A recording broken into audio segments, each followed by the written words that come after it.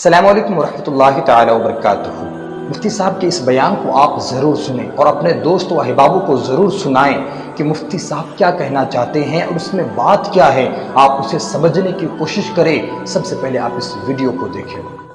किसी समझदार इंसान ने इशारा किया था, उसने कहा था ये खामोश मिजाजी तुम्हें जीने नहीं देगी, ये खामोश मिजाजी तुम्हें जीने नहीं देगी, इस दौर में जीना है तो कोहराम मचा दो। ये खामोश मिजाजी तुम्हें जीने नहीं देगी, इस दौर में जीना है तो कोहराम मचा दो।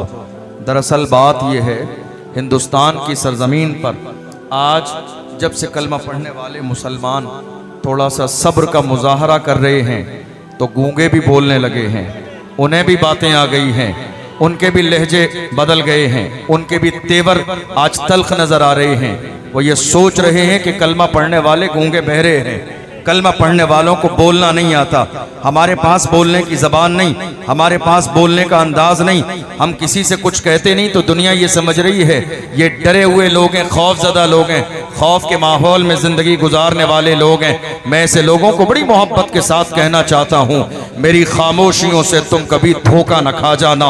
मोहब्बत की फ़ज़ा में बोलना हमको भी आता है। अजीज़ों हो चुके मायूस हम दीवारे ज़िंदा से, कफ़स की तीलियों को तोड़ना हमको भी आता। दुनिया ये सोच रही है कि कलमा पढ़ने वाले गूंगे हो गए, दुनिया ये सोच रही है कि हम साहिबे ज़बान नहीं, दुनिया ये सोच रही है कि हमारे हौसले पस्त हो गए हैं, दुनिया ये सोच रही है कि हमारे इरादे कमज़ोर पड़ गए हैं, दुनिया ये सोच रही है कि नाम मोहम्मद पर अपनी जान देने वाले लोगों के आज तरीके बदल गए हैं, अंदाज बदल गए हैं। अल्लाह का एहसान है जिनके हाथों में मारहरा मुतहरा का दामन हो, जिनके हाथों में बरेली का दामन हो, जिनके हाथों में मसौली शरीफ का दामन हो, जिनके हाथों में बिलग्राम शरीफ का दामन हो, जिन्होंने अहसनुल उलमा का चेहरा देखा हो, जिन्होंने अमीने मिल्लत सरकार के दामन को थाम लिया हो, जिन्होंने रफीक मिल्लत का फैज़ पाया हो, वो हुजूर की गुस्ताखी पर कभी समझौता नहीं कर सकते। हुजूर के गुलाम बरेली से मोहब्बत रखने वाले दुश्मनाने इस्लाम की आंखों में आके डाल के कहते हैं हर जफा हर सितम गवारा है, इतना कह दे कि तू हमारा है। नारे तकबीर, नारे रिसालत, मसलके आला हजरत, खतीबे हिंदुस्तान, हुजूर रफीक़े मिल्लत, नारे तकबीर, सुभान अल्लाह, सुभान अल्लाह, सुभान अल्लाह। दुनिया ये सोच रही है कलमा पढ़ने वाले खामोश क्यों हैं? हम खामोश नहीं हैं, खामोश नहीं हैं, देख रहे हैं, देख रहे हैं कि कुत्ते अभी कितने दिन और भौंकेंगे। हम देख रहे हैं कुत्तों के गले में अभी कितना दम है भौंकने के लिए। मैं कहता हूं भौंकने वालों कुत्तों भौंकते रहो, तुम्हारे भौंकने से मेरे रसूल की अजमत पर कोई फर्क आने वाला नहीं है, तुम्हारे चिल्लाने से हुजूर की शान पर कोई फर्क पड़ने वाला नहीं है, तुम्हारे बकवास करने से पैगंबर की शान कम होने वाली नहीं है, तुम्हारे चीखने चिल्लाने से मेरे नबी का जिक्र मिटने वाला नहीं है।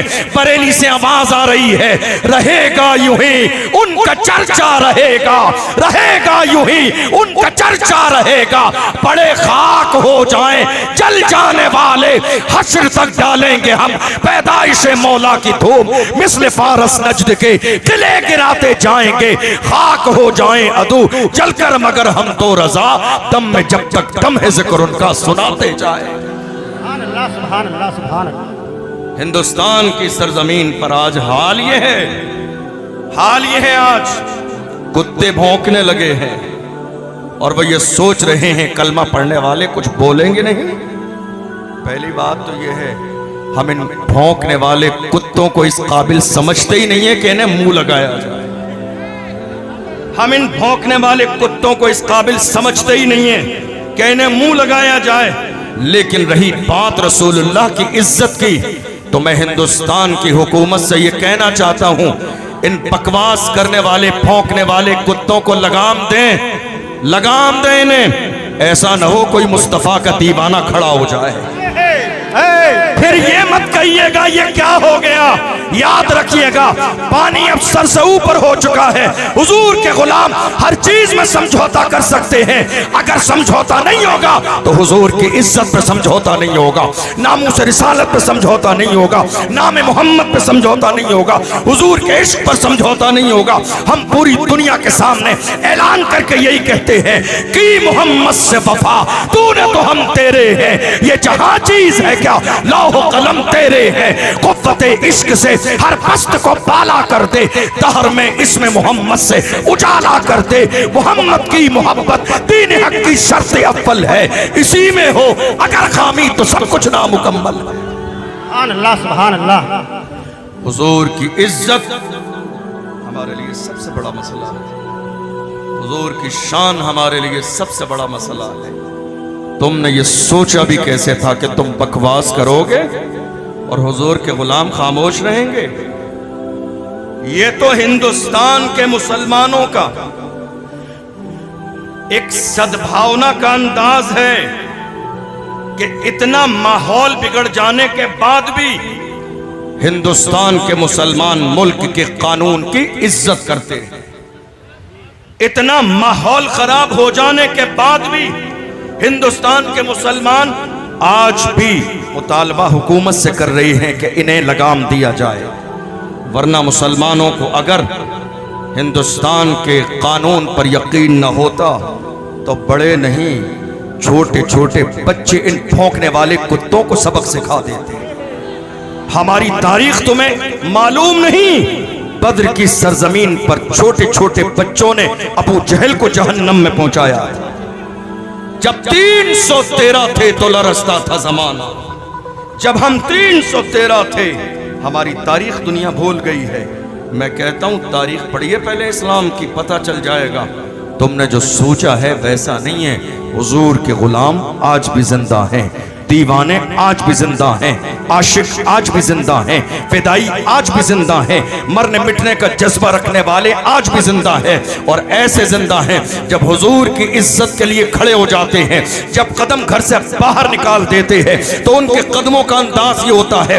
डॉक्टर इकबाल से पूछो, एक आशिक जब अपने घर से कदम निकालता है हुजूर की इज्जत के लिए तो उसका अंदाज क्या होता है।